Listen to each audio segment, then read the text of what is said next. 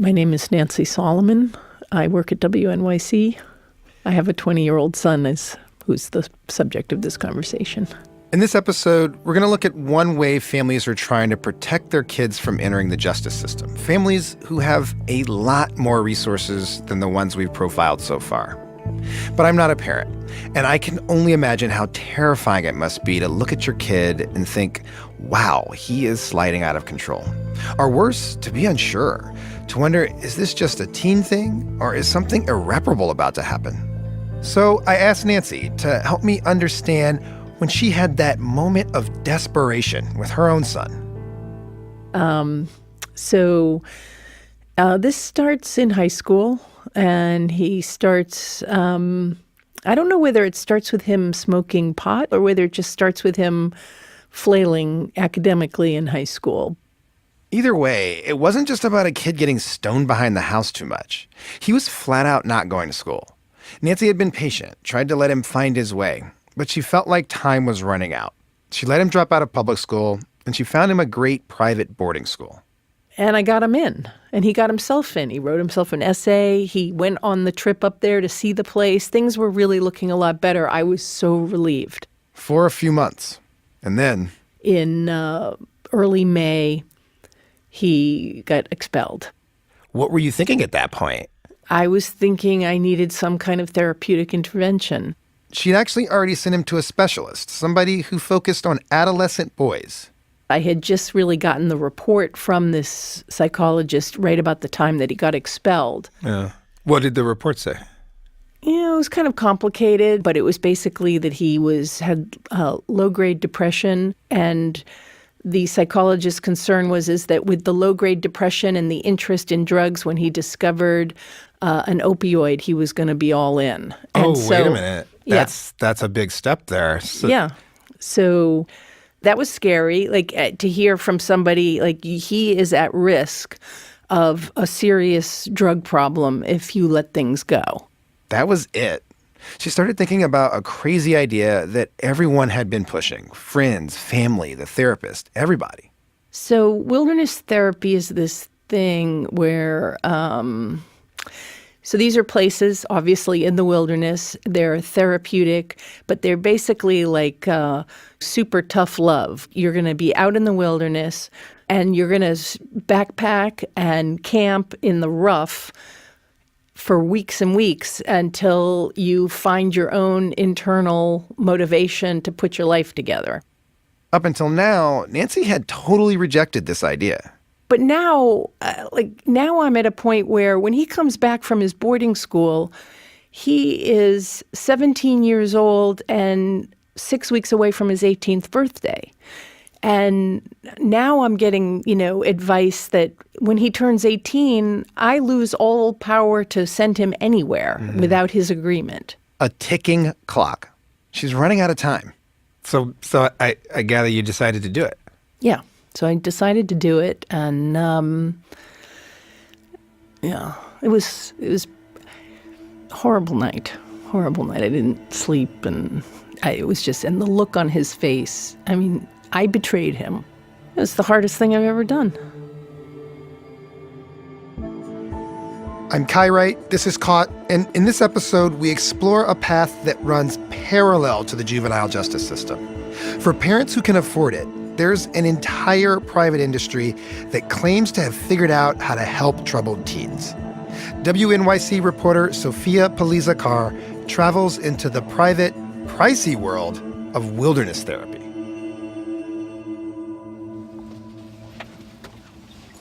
The first step is often the most challenging.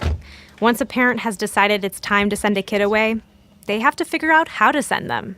Because if it's gotten to this point, a parent's essentially lost all control. It's almost 2 o'clock now.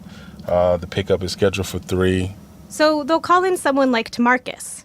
In this industry, Tamarcus is known as a transporter. He gets a kid from a home to a program.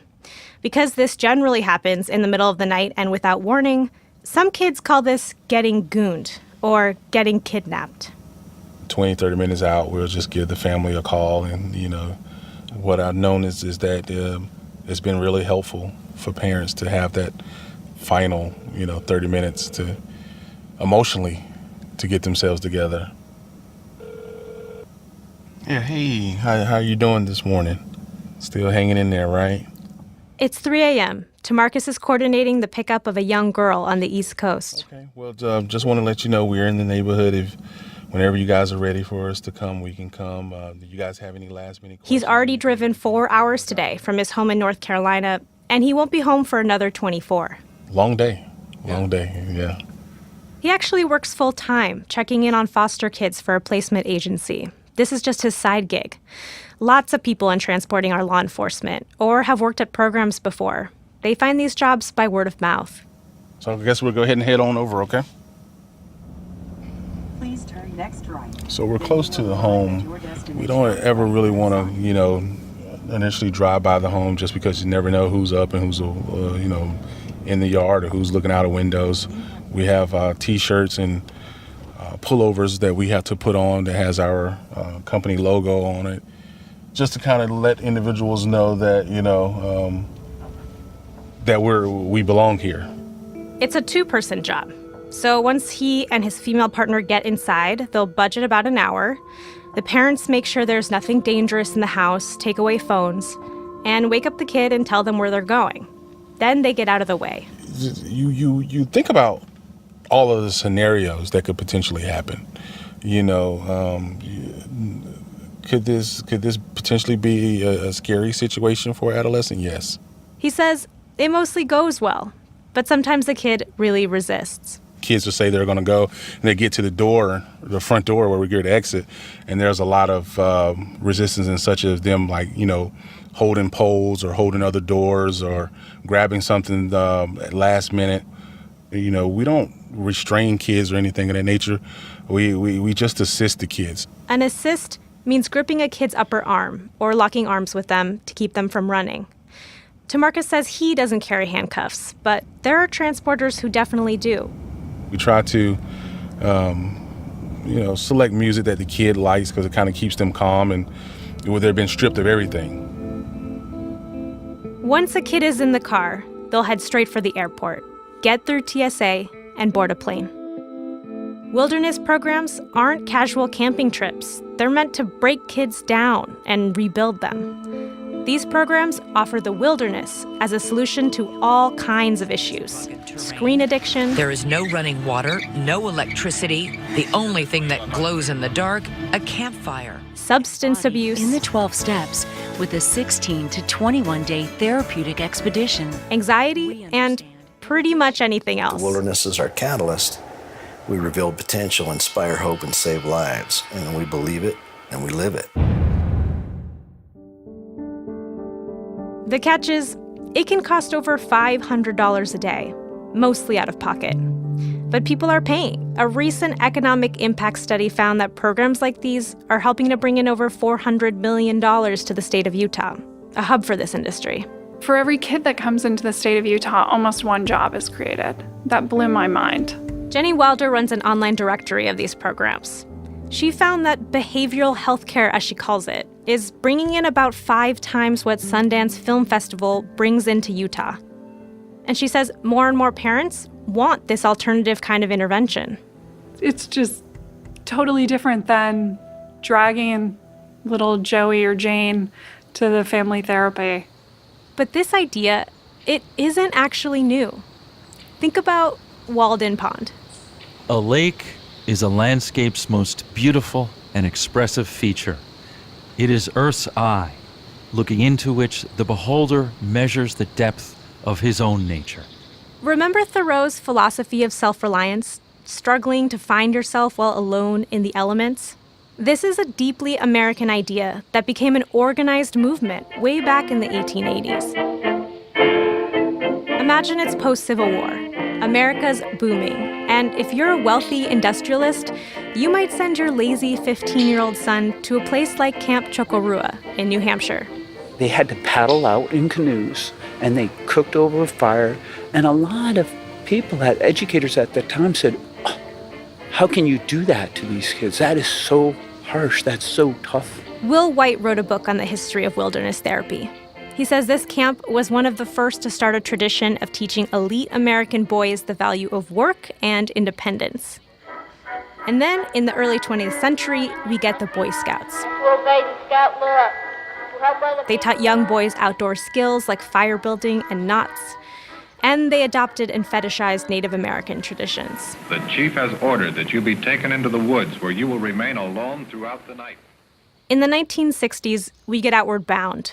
The individual, like the tide itself, rises to his full height. Founder Kurt Hahn thought outdoor challenges were the way to build character.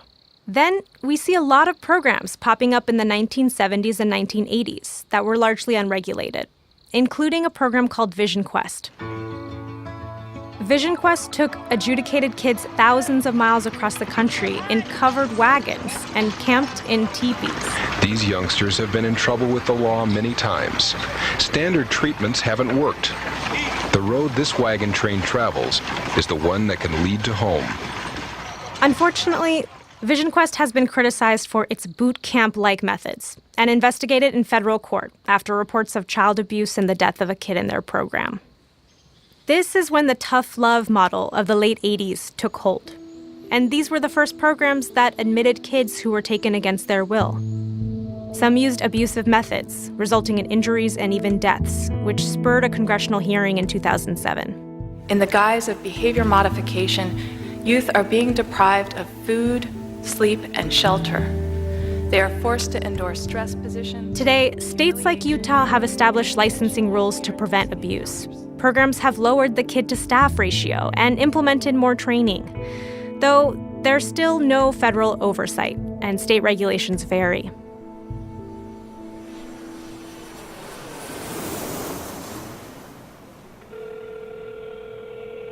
So, choosing a wilderness program means relinquishing control of your child. And that starts with the transport, which brings us back to Marcus. Yeah, absolutely. It was a tight window, but we made it, yes. When he has a chance, he calls me from the airport. The youth kind of became very emotional. There was a lot of crying. There was a lot of holding on to the mother. But over the course of 30 minutes, she was able to kind of calm down and have a civil conversation. She's now off in a program out west without access to any kind of electronics, so we can't ask her how it went. Instead, meet James. So what I remember is, coming to and these two guys telling me to get dressed. 7 years ago, he was woken up in the middle of the night in Manhattan with no idea what was in store for him.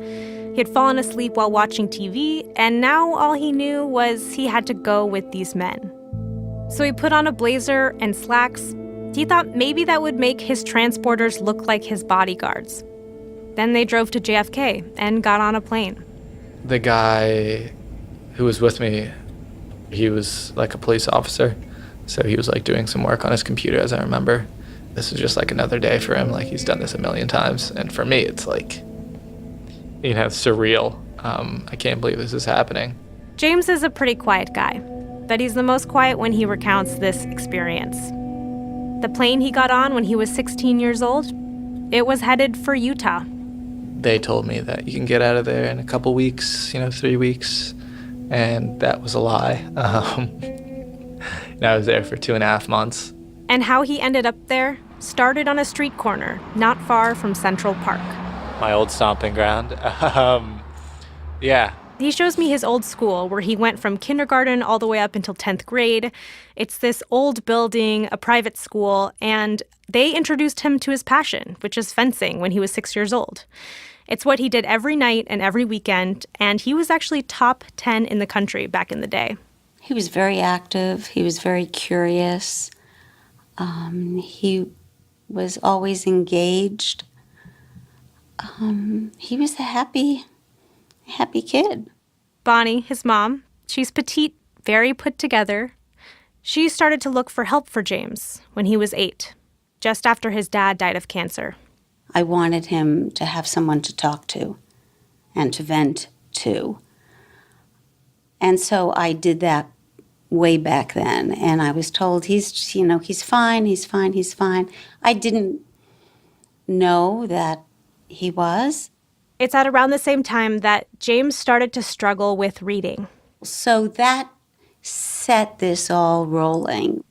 She took him to the pediatrician and then to a psychiatrist. They diagnosed him with an attention disorder and put him on medication, which seemed to help. He also ended up getting special one-on-one tutoring at school. For a while, James was pretty focused on school and on fencing, but then in middle school, he got distracted. 8th grade was like going to hookah bars, going to bars, going to like high school parties. He started smoking weed and cigarettes. He also got interested in girls and didn't want to be training all the time, especially on Friday nights. And then like 9th grade was, everyone was clubbing. And it was like very ridiculous. And like, so that was the difference of like the social scene was a big part of that kind of realm of like downtown, of the meatpacking and Soho and all that kind of stuff. He felt like the big issue for him was that his friends had a lot more money than he did. He was well off, but he says he couldn't drop thousands of dollars in one night or wear Gucci all the time, like they could. And then everyone started to do more expensive drugs like cocaine. So James found a way to keep up. It started with money from my mother. Like I remember my friend and I, we were like looking through my mom's stuff and we found a bunch of cash and like we thought we like hit the jackpot. How much, do you remember how much cash it actually was? Like $1,500. Yeah, it was like a lot of cash. We left some of it there though. And then we blamed it on the cleaning lady, my cleaning lady at the time, or I did. And, you know, I said I was going to like, you know, space it out within like 2 weeks, which I thought was like a long time. And it ended up being like 2 days. In high school, he graduated to pawning his mom's jewelry, then stealing laptops from school. Meanwhile, Bonnie started to get suspicious. She took James to see a social worker. He didn't seem to mind talking about himself for 45 minutes. But beyond that, he just wouldn't listen to her. He'd leave the house at 3 or 4 a.m. and cut school. Bonnie found burn marks in his bathroom sink. I remember buying drug kits and having one of my brothers come over here and just pick him up and take him in his bedroom and making him do the pee test and having a good talk with him. I thought that would scare him a lot. It didn't. And things were building. James was shoplifting clothes, electronics, groceries. But when the stores or the cops did catch him, they would often let him go, as long as he gave the stuff back. I kind of just thought, like, the worst thing that can happen is, like, you know, I could just move on from all this stuff and, like, none of this stuff could haunt me, you know, down the line. But as he entered his sophomore year, Bonnie was crashing. She was constantly worried. I didn't have a relationship with him. It was fear-based. I was terrified. She didn't know where he was, and when he was home, he'd get angry, yell at her, and he even threw a chair once. And when you're terrified of someone and angry with them, there's no room for conversation because every day was something else. And every day I'd say, well, it all happened. Nothing more can happen. And something would happen. That was so different from anything I experienced the day before, the week before. And in winter, things started to escalate. It looked like James was going to get expelled. One Friday, she says the school called her. With the ultimatum, you know, these are your choices. We will not invite James back next year unless this and this happens. And Bonnie herself had hit a breaking point. One morning I left late for work, and he was across the street on his way home. He was cutting school. He didn't anticipate me leaving late, and he was on his way home, and I screamed out his name. And here I am with, you know, my laptop in one hand, my purse in one hand, and with heels on, and I'm running down the street after him, screaming his name, like a crazy lady. And for me, that was a moment that I realized couldn't happen again. By Monday, just 3 days after that phone call from the school, James would be gone. Up next, we'll find out just exactly what James experiences in Utah.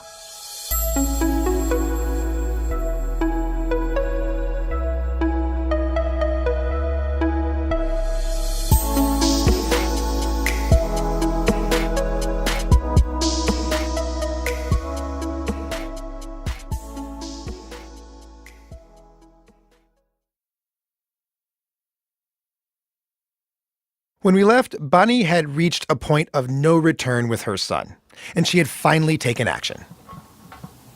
In the room where he grew up, James shows me his bookshelf, crammed with Harry Potter and Lemony Snicket. So this is like dating back to when I was there, all of this. Then he pulls out a thick black binder. The pages literally have dirt stains on them. Yeah, so that's dating back from the desert. It's filled with worksheets and letters. Getting picked up in the middle of the night, that was just the beginning. After touching down in Salt Lake City, James was driven several hours away to Duchesne, where he was processed. Yeah, so I got like gear, like bright orange t-shirts, bright red t-shirts, like long johns and, like a yellow rain jacket and stuff, orange down jacket. It's like stuff they could see me in, if I run away. I had to get blood work done, I had to like strip down and then like do a squat kind of deal to make sure that I wasn't like hiding any drugs or anything like that. The first thing he had to do, he was told, was to write his life story. He got 2 Gatorades, which it turns out would be a small luxury, and he slept under a tarp. For a New York City kid, this was a whole other world. That first morning, and there was like snow on the ground, and I was like, where am I? And I pinched myself again, thinking, is this real? And Utah desert weather is changing by the minute.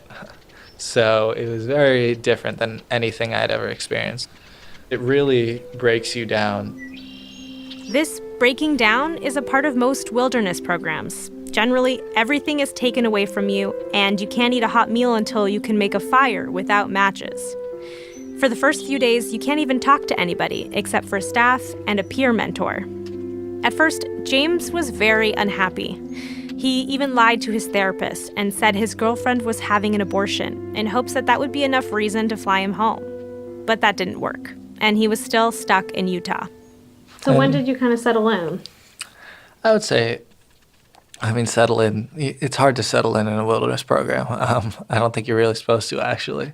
When I gave up trying to resist constantly was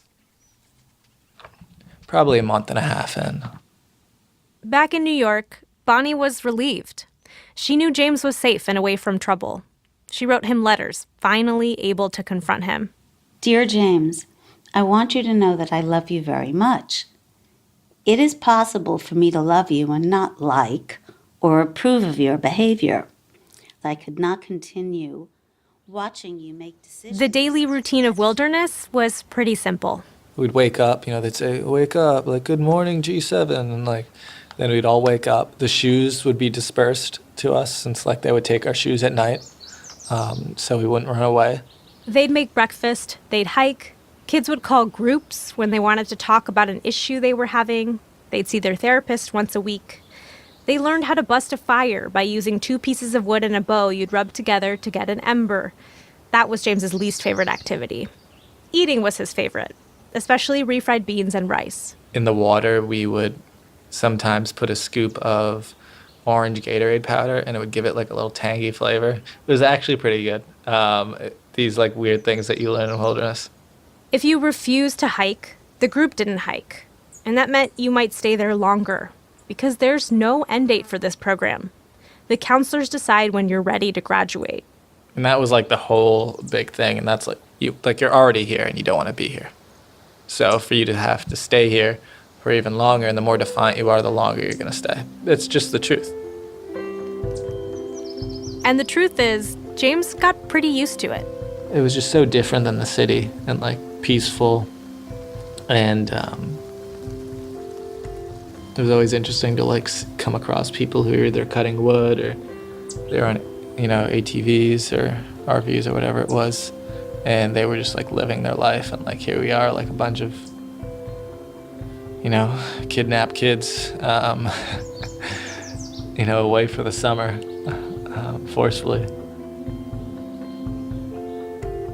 Then, one day about 3 months later, the counselors told James, get ready, you'll be leaving. When Bonnie got the call that James was going to graduate, she flew out to Utah to see him for the first time. The program set up kind of a ceremony. The parents were blindfolded, the kids made wolf calls, And I remember removing my blindfold and seeing James in front of me. And he had made a leather pouch for me. And just crying and holding on to him. When I saw him, his hair, I never knew he had curly hair. He hadn't had a haircut in 3 months. And it was all curly and long. And even though, I always say to people, you smell them before you see them, in the wilderness. But he looked so healthy, and he looked so happy that it was like $1 billion to me.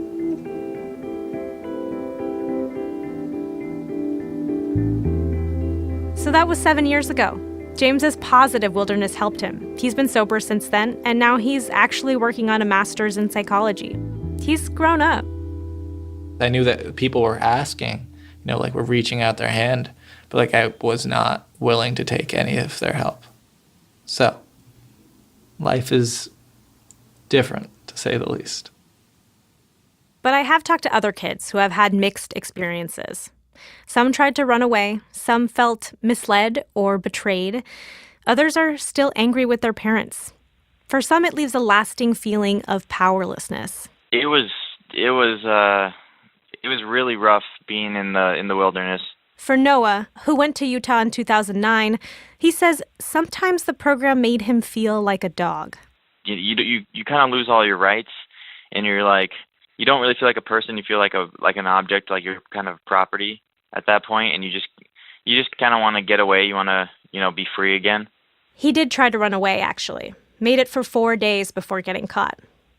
Noah says it's hard to talk about his experience because his friends just don't get it. And his parents don't want to talk about it. But he wants to because it's still with him.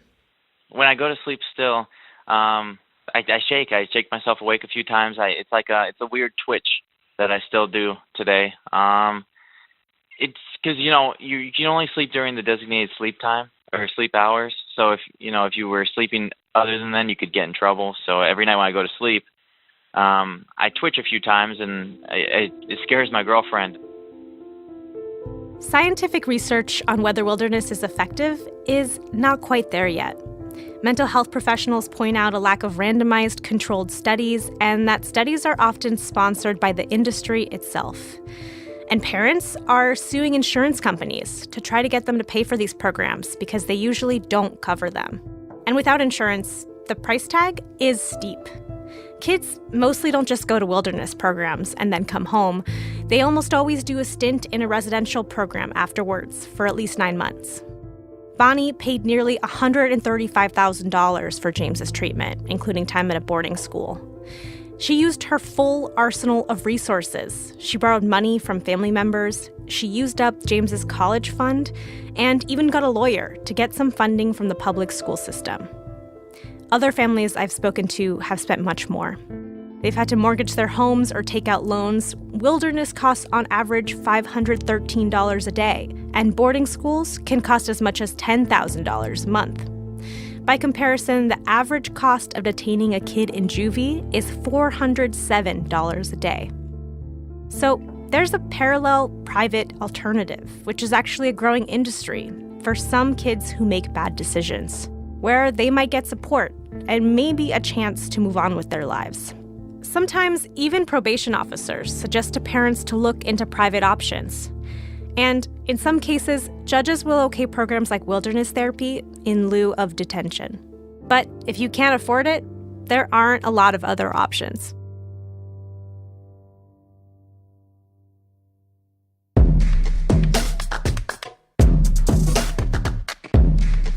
Next time, why New York City is talking about abolishing the juvenile justice system for girls altogether. I've been through things. I just want attention. I just want somebody to love me. I don't care if it's for a second. That's basically, yeah. That's next on Caught. Caught is a production of WNYC Studios and the narrative unit of WNYC News. This episode was reported by Sophia Paliza-Carr with reporting assistance from Tim Peterson. Dwayne Betts is a consultant on the podcast. Special thanks to our colleague Jim O'Grady for being quite thorough. Casey Means is our technical director, and Hannes Brown is our composer. Students Taja Graves Parker, Alberto Lugo, and Sean Gary from Building Beats provided additional music. Our team of talented producers includes Rebecca Carroll, Jessica Miller, and Courtney Stein. Michelle Harris is our fact checker. Kari Pitkin is our senior producer. Karen Frillman is our executive producer. Jim Schachter is vice president of news for WNYC, and I'm Kai Wright. Thanks for listening. Caught is supported in part by the Ann Levy Fund, the Margaret Newbart Foundation, the John and Gwen Smart Family Foundation, and the Economic Hardship Reporting Project.